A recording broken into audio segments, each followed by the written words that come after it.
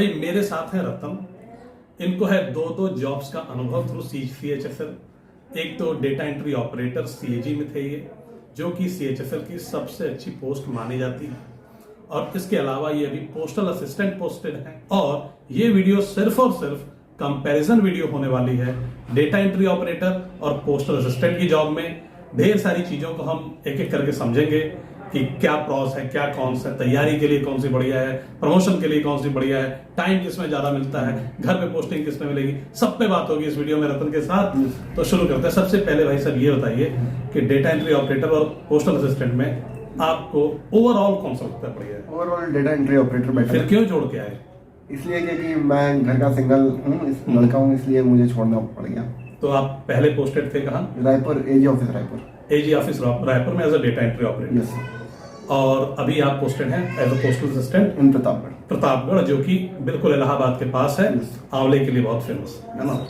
ठीक। और बिलोंग करते हो वाराणसी से। कितना किलोमीटर है यहाँ से? 128 किलोमीटर। 128 किलोमीटर है। तो संडे को मन किया तो घर आ गए, यस है ना। आपको अभी मन करे और आप तुरंत जा सकते हो। ये एक अच्छी बात है, इसलिए आपने चेंज किया था। Yes sir. बाकी अगर हम कंपैरिजन करते हैं सबसे पहले ऑफिस आवर्स पे, तो टाइमिंग तो सेम होगी? टाइमिंग तो सेम है। वर्कलोड पे आते हैं? वर्कलोड यहाँ ज़्यादा है। कहाँ पे? ये पोस्ट ऑफिस में।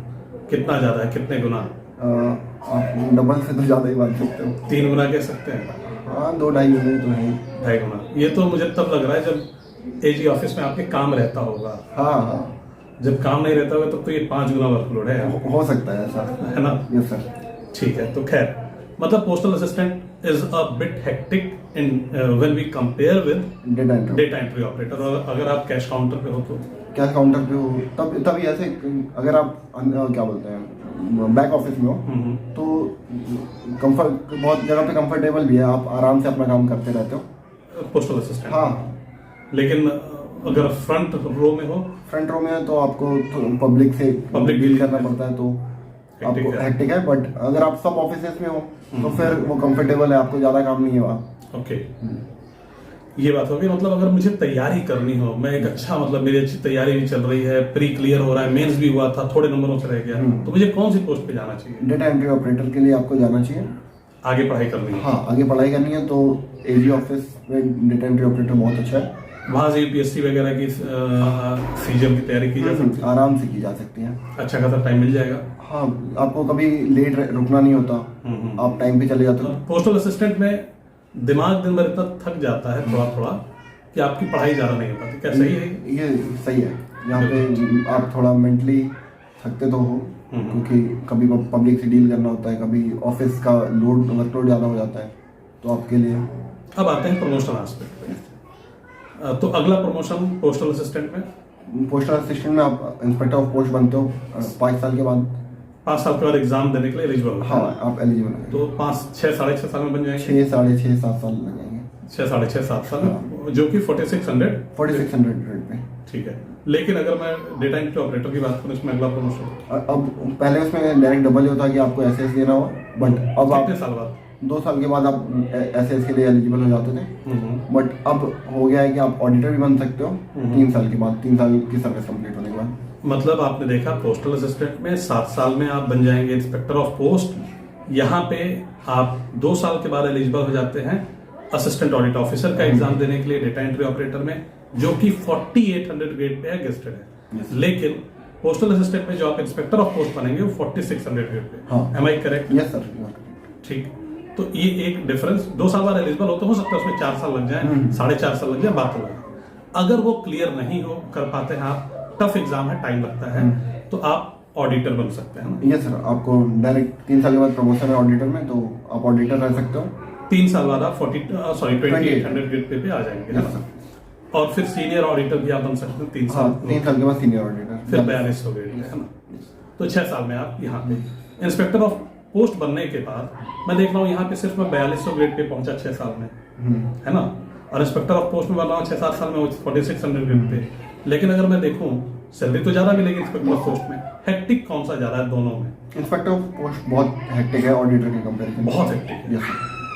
तो फिर भाई ये भी है एक ड्रॉबैक आप कह सकते हैं। यस सर, ये ड्रॉबैक तो है। आपको जाना होगा किसके लिए जाओगे अगर दोनों ऑप्शन हो तो? आई थिंक ऑडिटर के लिए। पक्का? ओके, ठीक है। तो ये बात हो गई, मतलब थोड़ी सी वर्क लोड को समझाना। Yes sir. वहां पे आपने बताया था कि असिस्टेंट अकाउंट्स ऑफिसर का एग्जाम दे सकते हैं। हाँ 8 साल। पोस्टल असिस्टेंट में। हाँ पोस्टल असिस्टेंट में आप 8 साल के बाद अटेम्प्ट कर सकते हो डबल ए के लिए। हाँ, और आप 4800 रुपये पे जा सकते हो। Yes sir. तो आपने समझा, एक तो आप इंस्पेक्टर ऑफ पोस्ट बन जाइए 6-7 साल में, दूसरा आप 8 साल बाद एलिजिबल होंगे तो 9-10 साल में आप असिस्टेंट अकाउंट्स ऑफिसर बन जाएंगे। हाँ लेकिन उसमें 10 साल आपको लगेंगे। यहाँ पे वही चीज आपको 4 साल में मिल सकते हैं, असिस्टेंट ऑडिट ऑफिसर बन सकते हैं। हाँ सर। है ना? अगर वो नहीं बन पाते हैं तो आप ऑडिटर बन सकते हैं डेटा एंट्री ऑपरेटर से सीएजी में, और ऑडिटर्स के बाद आपका अगला प्रमोशन जो होगा वो हो जाएगा सीनियर ऑडिटर का फर्दर 3 साल। Yes sir. ठीक, तो बहुत मतलब प्रमोशंस को हमने समझा, हेक्टिक बहुत ज्यादा है पोस्ट ऑफिस हेक्टिक है। अब आते हैं होम पोस्टिंग, सेम मतलब स्टेट पोस्टिंग, इसमें आपको क्या लगता है? पोस्टिंग के मायने में पोस्टल डिपार्टमेंट बहुत सही है, क्योंकि आपको हो सकता है कि आप अपने होम टाउन क्या होम एरिया होम कॉलोनी में आप रह सकते हो, यहाँ तक आप पहुँच सकते हो कि आपका घर से 1 किलोमीटर या 2 किलोमीटर पे ऑफिस हो।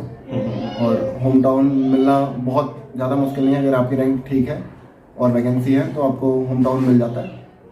और तो जो बच्चे टॉप रैंक रहती होगी वो तो ऑप्ट करते होंगे डेटा एंट्री ऑपरेटर। हाँ, तो ऑब्वियसली वहां पे हो सकता है कि हमें होम स्टेट ना मिल पाए। होम स्टेट के चांसेस बहुत ही कम होते हैं, क्योंकि वैकेंसी भी डिपेंड करती है कि आपकी नॉर्थ में वैकेंसी है कि नहीं। मतलब आपके स्टेट में वैकेंसी? हाँ, आपके स्टेट में वैकेंसी है कि नहीं। ओके, लेकिन वो पहले फिल होंगी, मतलब डेटा एंट्री ऑपरेटर वाली, फिर हमारी रैंक थोड़ी लो है तो भी यहाँ पे हमें एक अच्छा चांस मिलेगा, है ना? हाँ, यहाँ पे अगर एवरेज भी आपकी रैंक है और स्टेट ये उस साल के ये टेंटेटिव वैकेंसी में आपकी ठीक ठाक स्टेट में वैकेंसी है तो आपके चांसेस है कि आपको होम टाउन या होम स्टेट, तो अगर ठीक मार्क्स है तो होम स्टेट तो मिल ही जाता है, और थोड़े से भी बेटर रैंक है तो आपको होम टाउन के चांसेस हैं।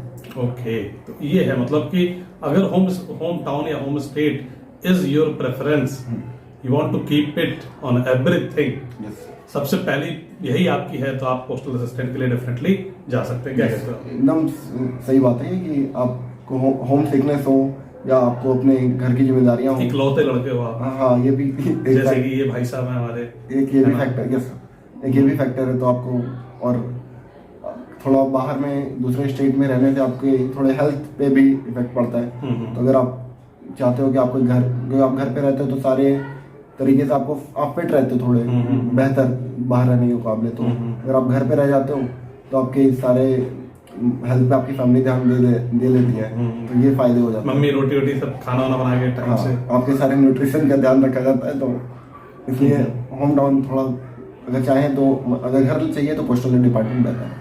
समझ में आई बात आप लोगों को? ठीक है, तो प्रमोशन के हिसाब से भी आपने देखा और ओवरऑल पढ़ाई के हिसाब से भी देखा, प्लस होम के हिसाब से भी हमने देखा। सैलरी की बात करें तो सैलरी दोनों में सेम है, 2400 ग्रेड पे है। अच्छा, दोनों में सेम सैलरी आएगी। सैलरी में कोई अंतर नहीं। सैलरी में इज्जत की बात करें तो कहाँ ज्यादा पावरफुल फील करेगा इंसान? I think data entry operator में आप सिर्फ एक ऑफिस में रह जाते हो तो आप उतने ही लोगों को जानते हो, बट अगर आप पब्लिक डीलिंग में रहते हो तो लोग एरिया के लोग होते हैं, या फिर इवन 5 किलोमीटर 10 किलोमीटर तक लोग आपको थोड़ा जानने लगते हैं, क्योंकि आप थोड़ा काउंटर के आसपास दिखते हो तो उनको लगता है ये हमारा काम हो सकता है, या फिर कुछ भी। तो पब्लिक से इंटरेक्शन ज़्यादा रहता है तो आप थोड़ा सा पावर फील होती है। ओके, तो ये चीज़ है, ठीक है। बाकी जैसे एजी ऑफिसर्स में एंट्री ही नहीं है यहाँ पब्लिक की, ठीक है, लेकिन यहाँ पे पब्लिक आती है, आप बात करते हो, आप काम कर रहे हो, तो इंटरेक्शन होता है, आपको भी ठीक लगता है ना? भाई कुछ और चीजें आप कवर करना चाहिए? दोनों, एक ये भी तरीका, एक अगर आप जैसे थोड़ा अच्छा, एक सेकंड, होम हमने तो ये बात ही नहीं की ट्रांसफर की। Yes sir. ट्रांसफर हो सकता है एक स्टेट से दूसरे स्टेट में डीओ में, डाटा एंट्री ऑपरेटर? ट्रांसफर तो बैन ही है एक तरीके से। नहीं होगा, सीधी सी बात है, नहीं होगा, ठीक है। तो उसके बारे में सोचना बहुत ही बेकार का। यस सर, सही बोल रहा हूँ? हाँ, ट्रांसफर बैन है। पोस्टल असिस्टेंट पे, पोस्टल असिस्टेंट में ट्रांसफर इंटर स्टेट ट्रांसफर हो जाते हैं, और इंटर डिवीजन तो बहुत इजीली हो जाता है। अगर आप एक रीजन में हो और डिवीजन अलग है तो आपको डेपुटेशन पे भी भेज दिया जाता है, तो बहुत लोग मतलब कुछ कम समय में भी घर पहुंच जाते हैं। मतलब आप एक स्टेट से अपने स्टेट में भी आ सकते हो, और स्टेट में भी कहीं दूर हो तो अपने घर के एकदम आसपास के जिलों में आ सकते यस सर, अपने आसपास के जिले में हैं। तो यहाँ पे पोस्टल असिस्टेंट एक एज ले जाती है, हाँ यस है ना? यस सर, ये ठीक है। घर के पास वाले फैक्टर में पोस्टल असिस्टेंट आगे है। और कुछ आपको और करना चाहिए इसमें? और कुछ आई थिंक हमने सभी कर। I think we have done covered a lot of things. Yes, sir. बाकी आप लोग को डिसाइड करना है, ठीक है? Thank you everyone.